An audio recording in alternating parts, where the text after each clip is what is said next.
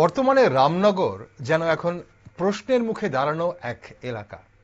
আর সেই প্রশ্ন শুধুমাত্র একটি ছিনতাই বা একটি ঘটনার নয়, গোটা রাজ্যের আইন শৃঙ্খলা ব্যবস্থার প্রতি আস্থার প্রশ্ন।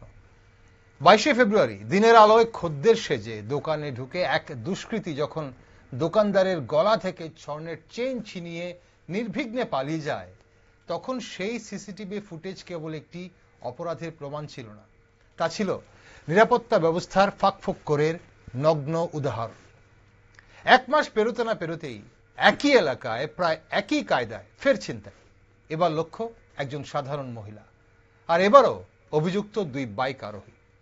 দিনের আলোয় জনবহুল এলাকায় এমন দুঃসাহসিক অপরাধ, এটা কি বিচ্ছিন্ন ঘটনা নাকি ক্রমশ নিয়মে পরিণত হচ্ছে? প্রশ্ন উঠছে, রাজ্যের শক্তিশালী পুলিশ ব্যবস্থা কোথায়? রাষ্ট্রপতি কালার্স প্রাপ্ত বাহিনীর সেই গৌরব কি কেবলই আনুষ্ঠানিক স্বীকৃতিতে সীমাবদ্ধ? সিসিটিভিতে মুখ স্পষ্ট হওয়ার পরও কেন অধরা দুষ্কৃতীরা? গোয়েন্দা শাখা, টহল ব্যবস্থা, স্থানীয় থানার তৎপরতা সবকিছুই কি কেবল কাগজে কলমে সীমাবদ্ধ? জনগণের নিরাপত্তা আজ বড় প্রশ্নচিহ্নের মুখে, এমনটাই মনে করছেন অনেকেই।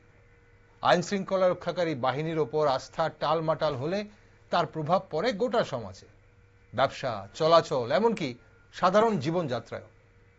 এখন দেখা এই ধারাবাহিক ঘটনা প্রশাসন কতটা দ্রুত সহকারে নিচ্ছে।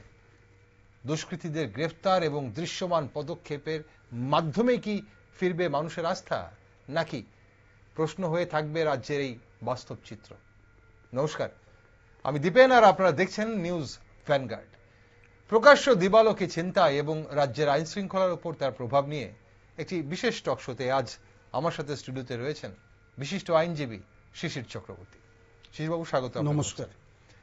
শিশিরবাবু, এই যে শহর এলাকায় দিনের আলোতে ছিনতাইয়ের ঘটনা ঘটছে, মোটর বাইক ব্যবহার করে দ্রুত অপরাধ করে পালানোর প্রবণতা দেখা যাচ্ছে, এখন সাধারণ মানুষের নিরাপত্তা নিয়ে উদ্বেগ কিন্তু বাড়ছে।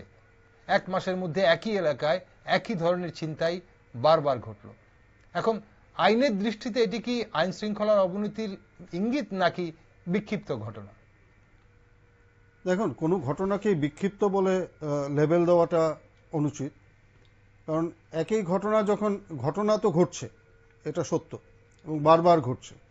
এখন প্রশ্ন হচ্ছে, আমাদের এখানে আমাদের রাজ্য সরকার এবং পুলিশ প্রশাসন থেকে বরাবরই প্রচার করা হচ্ছে যে গোটা আগরতলা শহর সিসিটিভি সার্ভেইলেন্সের আন্ডারে আছে, অর্থাৎ ক্রাইম যাতে আমরা আগে থেকে, পুলিশ যেন আগে থেকেই ডিটেক্ট করতে পারে এবং ক্রাইম ঘটলে পরে সঙ্গে সঙ্গে যেন অপরাধীদের বিরুদ্ধে ব্যবস্থা নিতে পারে, তার জন্য রাজ্যের যে পুলিশি ব্যবস্থা সেটাকে ঢেলে সাজানো হয়েছে এবং প্রত্যেকটা জায়গায় অলি গলি সর্বত্রই সিসিটিভি রয়েছে।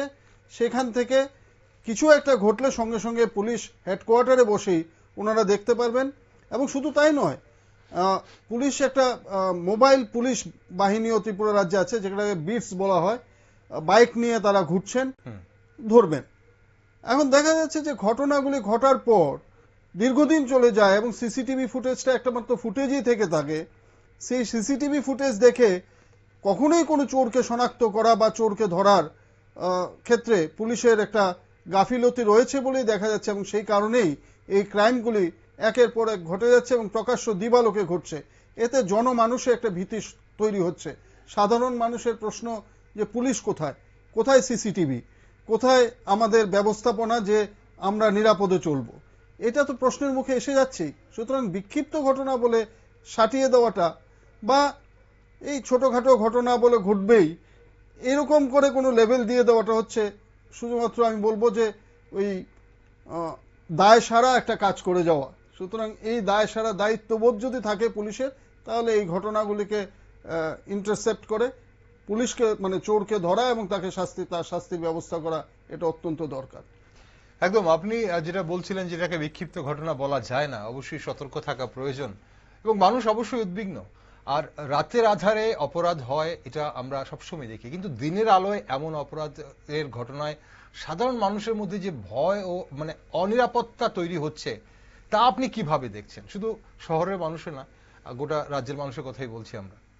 দেখুন, আমাদের রাজ্য সরকার ঢালাও করে প্রচার করছেন এবং সর্বত্রই বলছেন যে ক্রাইম নাকি এতই কমে গেছে যে গত 20 বছরের রেকর্ডকে ম্লান করে দিয়েছে, অর্থাৎ 20 বছরে এর থেকে কম ক্রাইম হয়, মানে বেশি ক্রাইম হয়েছে। 2025-এ যা ক্রাইম হয়েছে খুবই কম। তো আমরা যেটা দেখছি আইনজীবী হিসাবে, এটা অ্যাকচুয়ালি ওই আমরা যখন আগে দেখেছি যে ত্রিপুরা রাজ্যে বেকার সংখ্যা 7 লক্ষ, তারপর হঠাৎ বেকার সংখ্যাটা কমে গেল। কিভাবে কমলো? কর্মসংস্থান কি হয়েছে? আপনি রাইট টু ইনফরমেশনে নিয়ে দেখুন, কর্মসংস্থান হয়নি, ডেফিনেশনটা পাল্টে দেওয়া হয়েছে।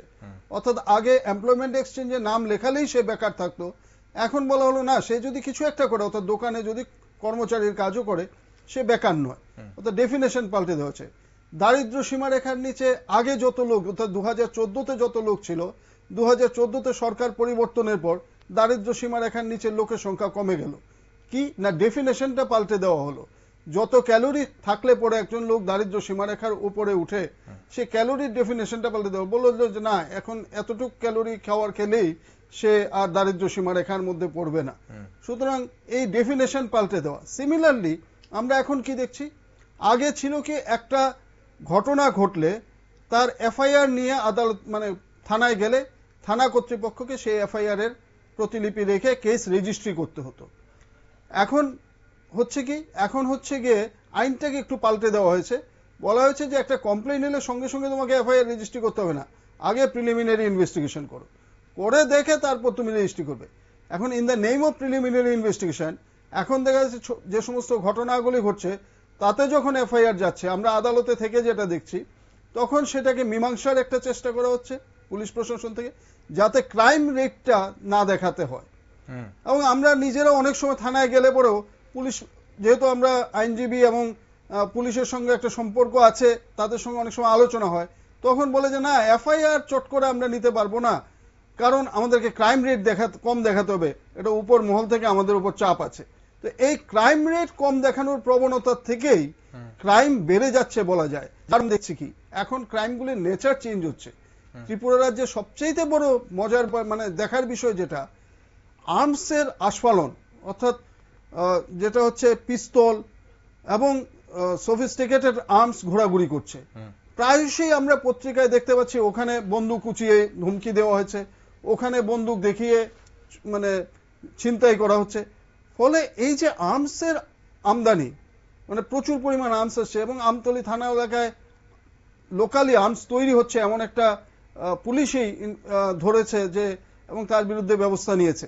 তো এই যে আর্মসের ছড়াছড়ি বা রাজ্যে এই অপরাধ বাড়াটা, এটা জনগণের মধ্যে একটা ভীতি তৈরি হচ্ছে যে এত হারে যদি বন্দুক পিস্তল ব্যবহার হয় বা থাকে, তাহলে জনগণের জীবন সম্পত্তি কোথায় যাবে। না, এখানে পুলিশের দায়িত্ব নিয়ে অনেকেরই প্রশ্ন আছে। এখন এই যে পুলিশের প্রধান দায়িত্ব কি? আপনারা তো খুব কাছ থেকে পুলিশের সঙ্গে কাজ করেন, মানে সেটা কি শুধু অপরাধের পর ব্যবস্থা নেওয়া, নাকি আগেই প্রতিরোধ করা? মানে এই ক্ষেত্রে কোথাও ঘাটতি দেখেন কি, মানে বিশেষ করে আগে থেকে অপরাধ দমন করার ক্ষেত্রে? অ্যাকচুয়ালি আধুনিক পুলিশি ব্যবস্থা বলতে যেটা বলা হয়, বলাই হচ্ছে যে ক্রাইম কন্ট্রোল করা।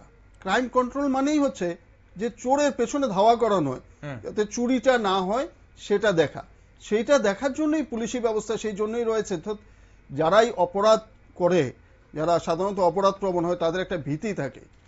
কেউ এরকম নয় যে আমি খুব বুক ফুলিয়ে অপরাধ করবো। অর্থাৎ পুলিশি ব্যবস্থা যদি মানে ঠিক মতো চলে, পুলিশ যদি, প্রশাসন যদি খুব শক্তভাবে থাকে, অর্থাৎ চুরি করার আগেই যদি ধরতে পারে, তাহলে অটোমেটিক্যালি, বা চোরকে একটা ঘটনা ঘটলো, তার সঙ্গে সঙ্গে, চুরি নয় শুধু, যে কোনো ঘটনা ঘটলো, অপরাধীকে সঙ্গে সঙ্গে যদি ইন্টারসেপ্ট করে তাকে কাস্টডিতে নিয়ে তার বিচার পর্যন্ত ব্যবস্থা করা, এবং বিচার ব্যবস্থায় তাকে যাতে সে যেন সাজা পায়, সেই ব্যবস্থাগুলি যদি সঠিকভাবে করতে পারে, তাহলে তাদের মধ্যেও একটা ভীতি তৈরি হয়, মানুষের মধ্যেও একটা আস্থা ফিরে আসে।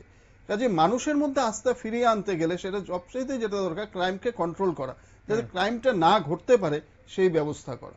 না, এই ধরনের ঘটনার পর মানে প্রশাসনের কি ধরনের তৎপরতার বা পদক্ষেপ দেখানো উচিত বলে আপনি মনে করেন? কারণ প্রথম ঘটনাটা 22শে ফেব্রুয়ারি মাফ করবেন 22শে ফেব্রুয়ারি ঘটনাটা ঘটেছিল রামনগরে, এবং 21শে মার্চ, ঠিক এক মাসের মধ্যেই আবার আরেকটা ঘটনা ঘটলো।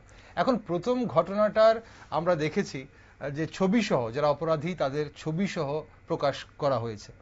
তাদের যদি গ্রেপ্তার করা হতো এবং তাদের যদি একটা দৃষ্টান্তমূলক শাস্তি দেওয়া হতো, তাহলে এক মাসের মধ্যে আবার সেই ঘটনাটা করার সাহস কি কেউ নিত? এটা অনেকে প্রশ্ন করছে। আমি দেখুন একটু আগেই বলেছি যে ক্রাইমকে কন্ট্রোল করতে হবে। ক্রাইমকে কন্ট্রোল করতে গেলে শুধুমাত্র অটোমেটিক্যালি পুলিশ বলুন, আমি যে কোনো মানুষ বলুন, আগে থেকেই তো আর জানবে না যে অমুক জায়গায় অমুক দিন অমুক ঘটনাটা ঘটবে।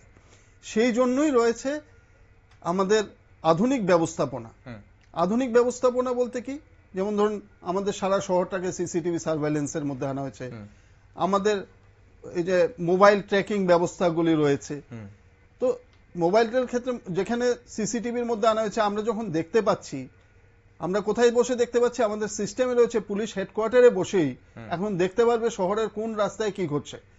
শুধুমাত্র ট্রাফিকিং এর জন্য, অর্থাৎ গাড়ি রিক্সা বা কোথাও একটা কেউ ট্রাফিক রুল ডিসওবে করলো, তার জন্য ফাইন আদায়ের জন্য সিসিটিভিটাকে ব্যবহার করলে চলবে না। এই ধরনের যখন অপরাধগুলি ঘটছে, যেমন ধরুন আপনার প্রথম যখন ঘটনাটা ঘটলো রামনগরে, সেই ঘটনায় মানে প্রকাশ করা হলো ছবি। তাহলে ছবি প্রকাশ করলেই তো দায়িত্ব শেষ হয়ে গেল না। ছবি প্রকাশ করে সেই লোকগুলি কোথায় গেল? সিসিটিভি থেকে যদি আমি দেখি সারা শহরটাই সিসিটিভির মধ্যে আছে, তাহলে এই লোকগুলি কোন রাস্তা দিয়ে গেল, কোথায় গেল, কিভাবে গেল, সেটাকে যদি আমি ট্র্যাক করে নিতে পারি, তাহলে এই লোকগুলোকে পাওয়া তো আমার মনে হয় না খুব একটা কঠিন ব্যাপার। আর ট্র্যাক করতে না পারলে তাহলে এই সিসিটিভি রাখার মানে কি? মানে ট্র্যাক যদি না করতে পারি, তাহলে আমি শুধু শুধু বলে হবে না তো যে আমার সারা শহর, গোটা শহর সিসিটিভি সার্ভেইলেন্স, হেলমেটের জন্য এবং পিলিয়ন রাইডারের হেলমেটের জন্য ফাইন করার জন্য হেলমেট করলো না, কোথায় বা কোথাও ট্রাফিক রুল অমান্য করলো, তাকে ফাইন আদায় করলো। এইটার মধ্যেই তো সীমাবদ্ধ থাকলে পুলিশি ব্যবস্থা নয়। এখন এই সিসিটিভির মানে সিসিটিভিতে মানে মুখ স্পষ্ট থাকা সত্ত্বেও অভিযুক্তদের গ্রেফতার না হওয়া, মানে এটা কি তদন্তের ব্যর্থতা হিসেবে গণ্য হতে পারে? মানে অবশ্যই তদন্তের ব্যর্থতা। কারণ লোকগুলি তো দেখুন, একটা লোক চুরি করে হাওয়ায় উড়ে গেল, এটা তো ধরে নিলে হবে না। তাহলে লোকটা চুরি করে তো এই স্টেটের কোথাও না কোথাও, হয়তো সময় পেলে তো অবশ্যই উড়ে যাবে, কিন্তু সেই সময়টা পাওয়ার আগেই তো আমাকে তাকে ধরতে হবে।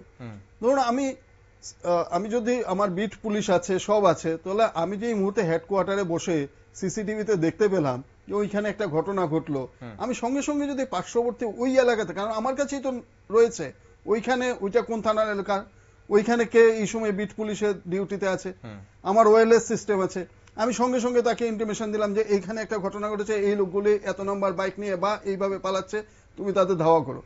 বা এবং আশেপাশে যতগুলো জায়গা আছে, সেক্টর আছে, প্রত্যেকটা জায়গা থেকে যদি আমি আটকাতে পারি, তাহলে সেই লোকটা পালাবে কি করে? তাকে তো আমি এখানে প্রশ্নটা উঠছে, তাহলে সিসিটিভি কি অতটা, আমাদের যতটা সিসিটিভি লাগানো আছে এবং যেভাবে লাগানো আছে সায়েন্টিফিক্যালি, মানে সিসিটিভি কি যেটা আপনি বলছেন সেই পরিষেবা দিতে পারছে আমাদের, নাকি সিসিটিভি শুধু লোক দেখানোর জন্যই বা অন্যান্য যে ফাইন আদায় করার জন্য, ট্রাফিক ফাইন আদায় করার জন্যই কাজেই লাগছে? এখন এই যে মানে সিসিটিভি নজরদারি প্রযুক্তি থাকা সত্ত্বেও অপরাধ দমন না হওয়ার কারণ, মানে এখন কি এটা কি প্রযুক্তির অভাব নাকি মানে ব্যবহারের দুর্বলতা? ব্যবহার, অবশ্যই ব্যবহারের দুর্বলতা, প্রযুক্তির অভাব নেই। আমি একটা জাস্ট উদাহরণ দিচ্ছি। গত কিছুদিন আগে আমার মোবাইল ফোনটা রাস্তায় পড়ে যায়। আচ্ছা। তো মোবাইল ফোনটা যখন রাস্তায় পড়ে গেছে আমি জানি না, আমি হঠাৎ বাড়ি থেকে বেরিয়ে কোর্টে আসি, এসে পকেটে হাত দিয়ে দেখি মোবাইল ফোনটা পাচ্ছি না। সঙ্গে সঙ্গে আরেকটা ফোন থেকে আমি বাড়িতে ফোন করলাম যে আমার মোবাইলটা কি বাড়িতে রেখে এসছি? বললো না। তাহলে কোথাও পড়েছে। আমার মোবাইলে ফোন করলাম, এটা রিং মানে বেজে যাচ্ছে, কেউ একজন ধরছেও না, কিছু না। আচ্ছা। তো তারপর আমি একজন কম্পিউটার অ্যাসিস্ট্যান্ট, যিনি ক্রাইম সেক্টরে কাজ করেন, এরকম একজনের সাহায্য নিলাম, আনঅফিসিয়ালি সাহায্য নিলাম। উনি সঙ্গে সঙ্গে বললো আপনার মোবাইলে কি আপনার ইমেল আইডি আছে? আমি বললাম হ্যাঁ। তো উনি আমার ইমেল আইডি দেখলো, দেখে উনি সঙ্গে সঙ্গে মোবাইলটাকে ট্র্যাক করলেন। ট্র্যাক করে বললো আপনার মোবাইলটা অমুক জায়গায় আছে। আমি সঙ্গে সঙ্গে গেলাম অমুক জায়গায়, বললো না এখন ওখান থেকে একটু এগুচ্ছে। এই করতে করতে আমি প্রায় বর্ডার এরিয়াতে গেলাম। আচ্ছা। বর্ডার এরিয়াতে একজনের বাড়িতে, বলছে যে আপনার মোবাইলটা যেতে যেতে, ও অ্যাকর্ডিংলি ডিরেকশন দিচ্ছে, আমিও যাচ্ছি, আরেকজন সঙ্গে ছিল আমার সঙ্গে। তো যেতে যেতে আমি বর্ডার এরিয়াতে গেলাম। যাওয়ার পর বললো এই মন্দিরের পেছনে অমুক বাড়িটাতে আপনার মোবাইলটা আছে। না চাইলে আমি কারোর বাড়িতে চট করে তো ঢুকতে পারি না। তো আমি অপেক্ষা করছি, বাইরে কথা বলছি, এমন সময় ওই বাড়ি থেকে একটা ছেলে বেরিয়ে এলো, এসে বললো আপনারা কি আপনার মোবাইল হারিয়েছে বা খুঁজছেন? বললো, আমি বললাম হ্যাঁ আমার একটা মোবাইল হারিয়েছে। বললো বাবা পেয়েছে, বাবা মাছ বিক্রি করে, বাবা পেয়েছে, বাবা আপনাকে চিনতে পেরেছে, বাবা মোবাইলটা ধরতে পারে না, তো বাড়িতে এনেছে। আর আমি যখন আপনার মোবাইলটা খুলে আপনাকে ছবিটা দেখিয়েছি, তখন বাবা বলেছে ঠিক আছে, আমি তো ওনাকে চিনি, আমি ওনাকে দিয়ে আসবো। তো এটা অনেস্ট একজন লোকের হাতে পড়েছে বলে আমি পেয়ে গেলাম। কিন্তু সেখানে আমরা যেটা দেখলাম যে এভাবে ট্র্যাক করা যায়, এই প্রযুক্তিটাকে ব্যবহার করা যায়। হ্যাঁ, আমি কিন্তু মোবাইল পর্যন্ত পৌঁছে গেছি, তো আমি কিন্তু পুলিশের লোক নই, কিন্তু মানে কোথাও থেকে সাহায্য নিয়ে এটা গেছি। তাহলে এবার সিসিটিভি রয়েছে, কেউ একজন সিসিটিভিতে দেখছেন কোথায় শহরে কি ঘটছে। আমাদের কাছে যেটা পুলিশের তরফ থেকে বিভিন্ন সময়ে মিডিয়াতে এবং বিভিন্ন সময় বলা হয়েছে, তারা কেউ একজন দেখছেন সিসিটিভিতে কোথায় কি ঘটছে সারা শহরে। যেই মুহূর্তে ওনার নজরে এলো যে এরকম একটা ঘটনা ঘটেছে, সঙ্গে সঙ্গেই উনি কোন থানায় কোন জায়গায় ঘটেছে এটাও ওনার কাছে এসে গেছে। সঙ্গে সঙ্গেই যদি উনি ইনফরমেশনটা সেই লোকাল, আমি একটু আগেও বলছিলাম সেই লোকাল মানে সেইভাবে যদি দিয়ে থাকেন তাহলে তাকে এই করা যায়। তাহলে এই যে নজরদারিটা, আইদার আমি বলবো যে হয়তো সাধারণত কি হয় ট্রাফিকিং এর ক্ষেত্রে কি হচ্ছে যে কেউ ট্রাফিক হেলমেট দিয়ে গেল কি গেল না, সেটা আমি দিনের শেষে বসেও আমার সারা দিনের সিসিটিভি ক্লিপিংস দেখে দেখে বের করতে পারবো, কিন্তু এই ঘটনাটাকে তো আমি সিসিটিভি ক্লিপিংস দেখে বের করতে পারবো না। এই ঘটনা বের করে তখন লাভ হবে না, এই ঘটনার জন্য আমাকে ভিজিল থাকতে হবে, সেই সময়ই আমাকে সেটার জন্য ঝাঁপিয়ে পড়তে হবে। এই দায়িত্বটা আমার মনে হয় এই ক্ষেত্রে মানে যেহেতু আমরা দেখছি যে এই দুটো ঘটনাতে ছবি প্রকাশ হয়েছে, কিন্তু এটা কাজে আমার মনে হচ্ছে যেটা এইখানে কিছুটা দায়িত্বের গাফিলতি রয়ে গেছে। এখন দিনের বেলা এই ধরনের জনবহুল এলাকায় যখন এমন অপরাধ ঘটে, মানে এটা কি মানে পুলিশের টহল ব্যবস্থার কথা আপনি বলছিলেন, এখন টহল ব্যবস্থা রাত্রিবেলা আমরা দেখি বা বিট পেট্রোলের কথা বলি, ঘটা করে বিট পেট্রোলের কথা শোনা যায়, কিন্তু এই ধরনের যখন কোনো ঘটনা হয় তখন আদৌ কি বিট পেট্রোলের কার্যকারিতা নিয়ে কিন্তু অনেকেই প্রশ্ন করতে শুরু করেন। এখন রাত্রিবেলা বিট পেট্রোল দেওয়াটা কি সহজ, দিনের বেলা কি কঠিন? না হলে রামনগরের মতো এলাকাতে পরপর দুটো ঘটনা ঘটে গেল, একটাও বিট পেট্রোলের আওতায় নেই, তাহলে বিট পেট্রোল কার স্বার্থে, কিসের জন্য, কার্যকারিতা কি? দেখুন এই ক্ষেত্রে যেটা বলা যায় যে পুলিশের কাছ থেকে আমরা যেটা জানি, সাধারণত আগরতলা থানা এরিয়াগুলিকে জিজ্ঞেস করলেই বলা হয় যে আমাদের ল অ্যান্ড অর্ডার ডিউটি। কোর্টে এসেও বলে, সাক্ষী দিতে এলো প্রায়শই সময় নেই, তখন বলা হয় যে কি নিয়ে, ল অ্যান্ড অর্ডার ডিউটি নিয়ে। অ্যাকচুয়ালি শহর অঞ্চলের যে থানাগুলি রয়েছে বেশিরভাগই দেখা যায় তার যারা মানে ডিউটিতে থাকেন বা যারা আছেন তাদেরকে VIP law and order duty পালন করতে করতেই, law and order duty means হচ্ছে ওই রাস্তায় দাঁড়িয়ে ভিআইপি নিয়ন্ত্রণ করা, ভিআইপি যাওয়া আসা, ভিআইপি মুভমেন্টদের জন্যই করা। তো এটা করতে করতে তারা হয়তোবা আর পেরে ওঠেন না এই মানে সেইভাবে পেট্রোলিং করতে। এখন এখানে একই কায়দায় যখন বারবার একই জায়গায় অপরাধ হয় তখন গোয়েন্দা শাখার তথ্য সংগ্রহ নিয়েও কিন্তু মানে বিশ্লেষণ নিয়েও কিন্তু প্রশ্ন ওঠে। রাজ্যে পুলিশের গোয়েন্দা শাখা কতটা সক্রিয়, আমরা বড়সড় ঘটনা বাদই দিলাম, কিন্তু এই যে ক্রাইমের একটা প্যাটার্ন সৃষ্টি হচ্ছে এবং তাতে যারা অপরাধীরা তারা আটক হচ্ছে না বা গ্রেপ্তার হচ্ছে না বা তাদের শাস্তি হচ্ছে না, তখন এই প্রবণতাটা আরো বাড়ার সম্ভাবনা থাকে। গোয়েন্দাদের কাছে আদৌ কি কোনো রিপোর্ট থাকে এসব ব্যাপারে? শুনুন, পুলিশের মানে সাফল্য বা সফলতা নির্ভর করে তার গোয়েন্দা শাখা বা সিক্রেট সোর্সের উপরে। যারা যত সিক্রেট সোর্স মেনটেন করতে পারবে, সিক্রেট সোর্স মানে আমরা সাধারণত বলতে পারি যে পুলিশেরই কিছু লোক যারা ঘুরে বেড়াবে আমাদের সমাজে সব মানুষের মধ্যে, যাদেরকে অপরাধীরাও চিনবে না, আমরাও চিনব না, কিন্তু তারা সময় মতন সোর্স মানে ইনফরমেশনটা পুলিশের কাছে দেবে। সাধারণত দেখা গেছে, আগেও আমি বিভিন্ন পুলিশ অফিসার থেকেও শুনেছি যে অমুক সিক্রেট সোর্সগুলি অমুক বাবুর খুব ভালো কাজ দিয়েছে, সেই জন্য উনি এই মানে ক্রাইমগুলো কন্ট্রোল করতে বা এই অপরাধীদের ধরতে খুব সাহায্য করে মানে সফল হয়েছেন। তো এই সিক্রেট সোর্স যে যত কাজে লাগাতে পারবে ততই হবে। কিন্তু দেখা যাচ্ছে যে আমাদের রাজ্যে ইদানিং কালে এই সিক্রেট সোর্স বা গোয়েন্দা দপ্তরে কিছুটা গাফিলতি রয়েছে বলেই দিনের আলোতে এই ধরনের ঘটনা ঘটে। তারপর ঘটনা ঘটনাটাই ঠিক আছে, কিন্তু আসামিরা পালিয়ে যাচ্ছে, ইভেন আপনার সিসিটিভি ফুটেজ থাকা সত্ত্বেও।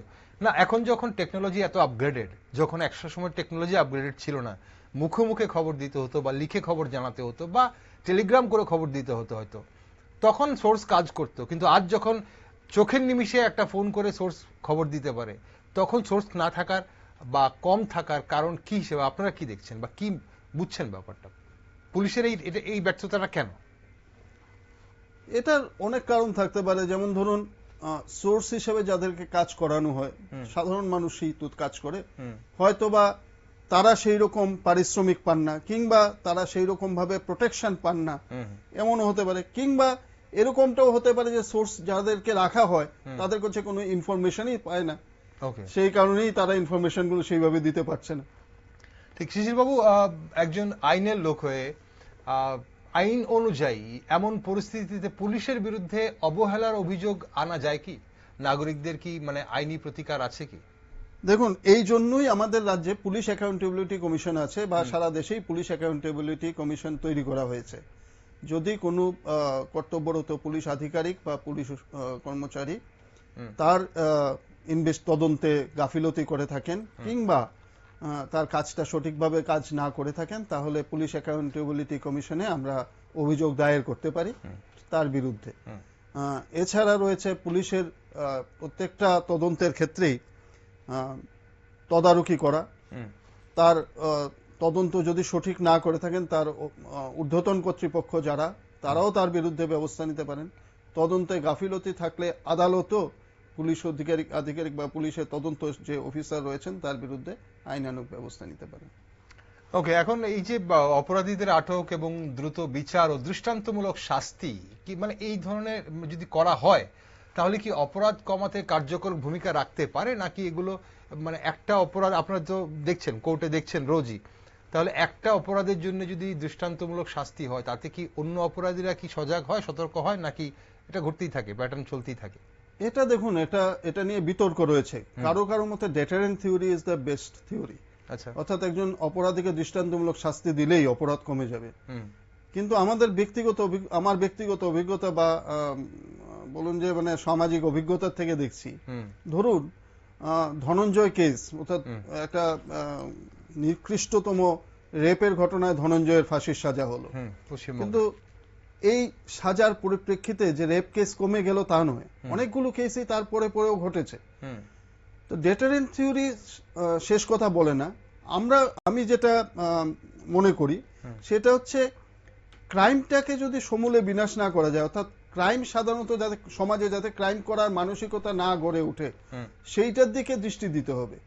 সেইটার দিকে দৃষ্টি দিতে গেলে যেমন কি ধরুন, মানুষ সাধারণত এই ছোটখাটো কিছু কিছু ক্রাইম আছে, কিছু ক্রাইম হচ্ছে গিয়ে মানসিক অবস্থার পরিপ্রেক্ষিতে করে।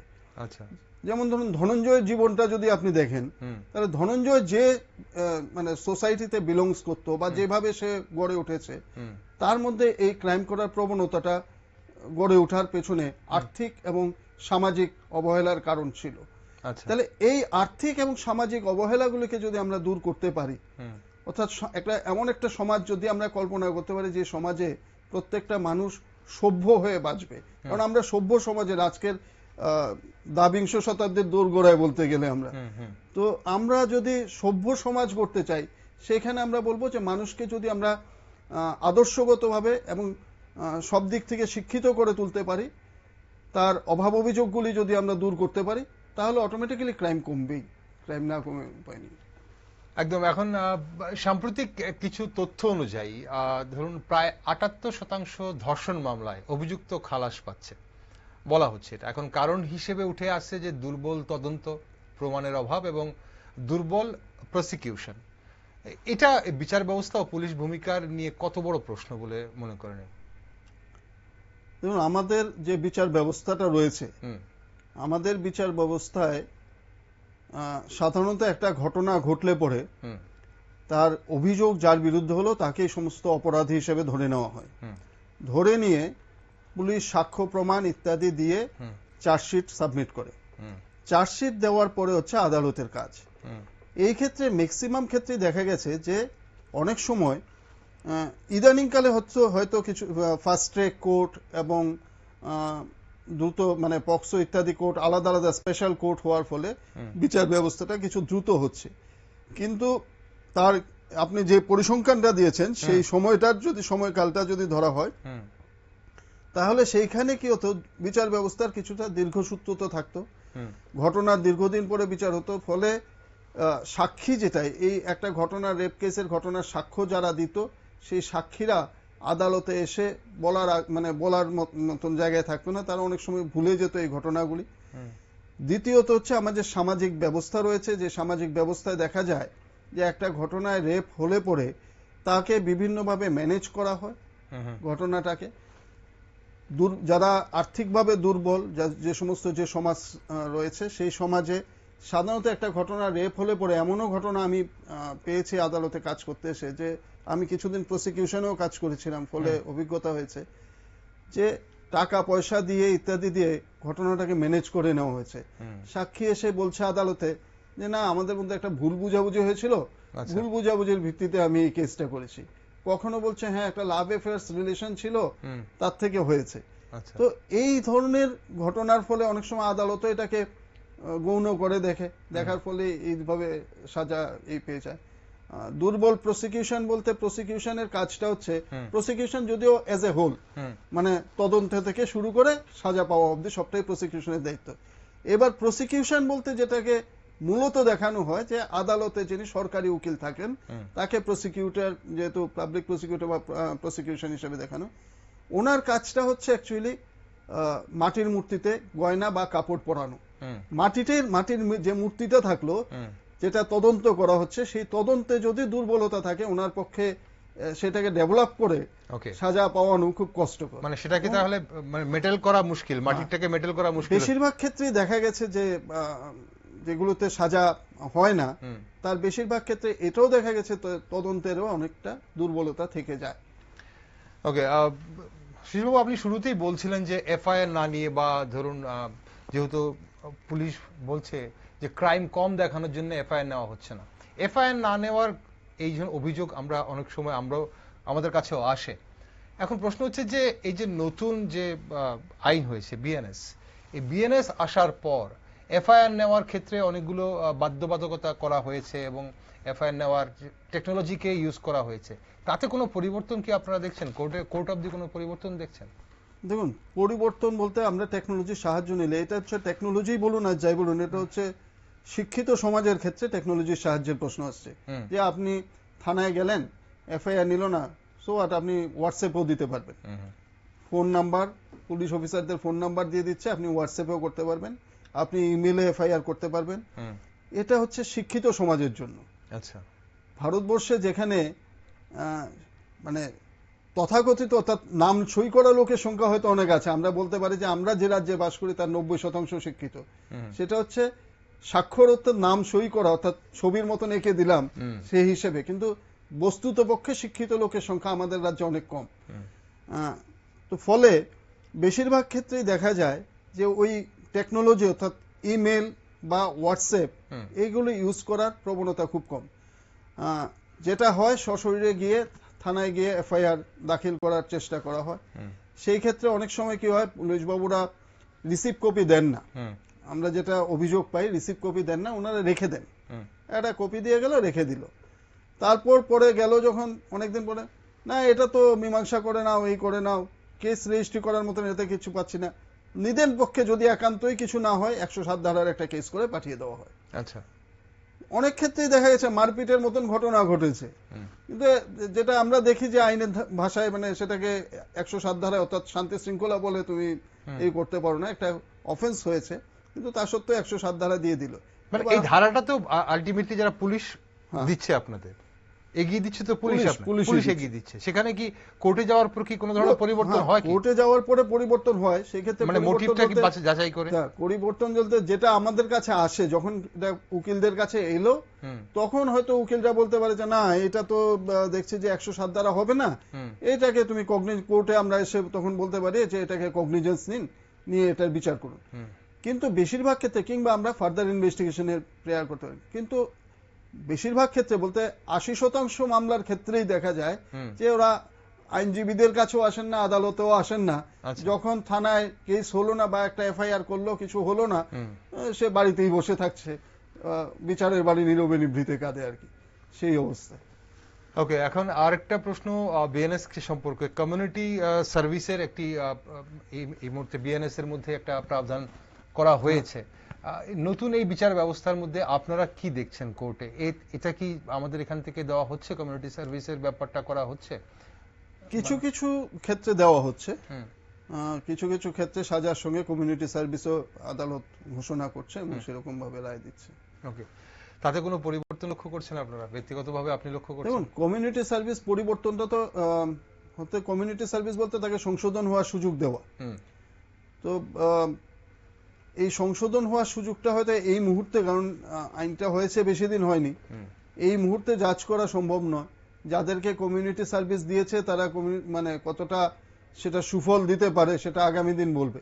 তবে খুব কম সংখ্যক কেসেই কমিউনিটি সার্ভিস দেওয়া হয়েছে, সেগুলি এখনো সেভাবে আমার কাছে কোনো, অ্যাটলিস্ট আমার কাছে কোনো ইনফরমেশন নেই যে তার। ওকে শিশিরবাবু, আমরা অনেকটা আলোচনা করলাম, তবে ভবিষ্যৎ কি? আমরা আসলে দেখতে চাই যা ঘটে গেছে তা অবশ্যই আইন ব্যবস্থা নেবে, আইন আইনের মতো করে চলবে। যারা অপরাধ করেছে তাদেরকে শাস্তি প্রদান করা হবে এবং তাদের শাস্তি দেখে নিশ্চয়ই অন্যরা সতর্ক থাকবে, অ্যাওয়্যার থাকবে। কিন্তু পুলিশের ওপর টালমাটাল আস্থা ফিরিয়ে আনতে মানে আইনি ও প্রশাসনিকভাবে কি কি দৃশ্যমান পদক্ষেপ জরুরি আপনার কাছে মনে হয়, এবং রোডম্যাপ কি একজন আইনজীবী হিসেবে আপনি কিভাবে দেখছেন, কিভাবে রাজ্যের আইন শৃঙ্খলা ঠিক থাকবে, ভালো থাকবে এবং এই ধরনের অপরাধ থেকে বিরত থাকা যাবে? একজন আইনজীবী হিসেবে এবং একজন নাগরিক হিসেবে, কারণ আইন শৃঙ্খলার প্রশ্নটা আইনজীবীর থেকেও একজন নাগরিক হিসেবে বেশি দরকার। এই রাজ্যের একজন নাগরিক হিসেবে আমি যেটা মনে করি যে পুলিশকে প্রত্যেকটা অপরাধের পেছনে দল বা কালার্স বিচার না করে ব্যবস্থা নিতে হবে। সেখানে অপরাধী যে কোনো দলের হোক তার বিরুদ্ধে ব্যবস্থা নেওয়া দরকার এবং দ্রুত ব্যবস্থা নেওয়া দরকার। তাকে প্রয়োজনে যেখানে যে সাজাগুলো অ্যারেস্ট করার যোগ্য তাকে অ্যারেস্ট করতে হবে, করে তার যেন বিচার প্রক্রিয়া যেন দ্রুত হয় সেই ব্যবস্থা করা। এটা হচ্ছে প্রশাসনিক উদ্যোগ নিতে হবে, নিয়ে তবেই মানুষের মধ্যে আস্থা ফিরে আসতে পারবে এবং পুলিশকে খুব সচেষ্ট হতে হবে। কারণ আমরা এখন দেখছি কি, আমি শুরুতেই বলেছি যে ক্রাইমগুলির নেচার পরিবর্তন হয়ে যাচ্ছে। আমাদের রাজ্যে একটা সময় ছিল যে মানে ক্রাইম হতো, ছোটখাটো ঘটনা ঘটতো না তা নয়, ক্রাইমগুলো হতো কিন্তু এত আগ্নেয়াস্ত্রের ব্যবহার ছিল না। ইদানিংকালে যেমন গ্যাং ওয়ার শব্দটা প্রায় পত্রিকায় দেখা যাচ্ছে যে অমুকখানে গ্যাং ওয়ার হচ্ছে। এই ধরনের অর্থাৎ গ্যাং ওয়ার বা যেটাকে বলা হয় হোয়াইট কালার ক্রাইম এবং অর্গানাইজড ক্রাইমটা বেড়ে যাচ্ছে। তো কাজে এইগুলোকে নিয়ন্ত্রণ করতে হবে। আরেকটা জিনিস হচ্ছে আমাদের রাজ্যে যেটা কিছু ক্রাইম যেমন কমেছে, কিন্তু দেখা যাচ্ছে যে প্রায় পুলিশি ডেটা থেকে দেখা যাচ্ছে 16.77% আপনার ড্রাগস কেস, অর্থাৎ নার্কোটিক্স ড্রাগস যে বা গাঁজা ইত্যাদি, অর্থাৎ এনডিপিএস কেস বাড়ছে। অর্থাৎ এই সংক্রান্ত ক্রাইমটা যেটা আগে ছিল কি, আগে এক সময় ছিল মানে ত্রিপুরা থেকে বাইরে যেত, এখন দেখা যাচ্ছে মানে বিশেষত গাঁজা ত্রিপুরাতেও এসে ঢুকছে। আচ্ছা, হয়ে এটা যাচ্ছে, এটা থেকে ক্রস বর্ডার যে মানে ক্রাইম র্যাকেট যেটা, সেটা খুব সক্রিয় এখানে। অর্থাৎ বাংলাদেশ হয়ে অথচ কাটা তারের বেড়া হয়ে গেছে ইত্যাদি হওয়া সত্ত্বেও এই ক্রস বর্ডার ক্রাইমটা প্রচন্ডভাবে বেড়ে গেছে এবং নতুন নতুন ক্রাইমের দৃষ্টি, আমাদের রেল আসার ফলে কিছু ক্রাইম নতুন ভাবে ঘটছে। এই যে ড্রাগসের ব্যাপারটা, ড্রাগসের ব্যবহার এবং ড্রাগসের যেটা হচ্ছে, আপনি বললেন যে ক্রস বর্ডার হচ্ছে, র্যাকেট হচ্ছে, এখন এর জন্য কি আমাদের এখানের এই যে বিভিন্ন ধরনের অপরাধের প্রবণতা বাড়ছে, মানে কোর্ট অবধি কি যাচ্ছে সেটা, নাকি সেটাকে ড্রাগসের সঙ্গে রিলেট করা যায় না?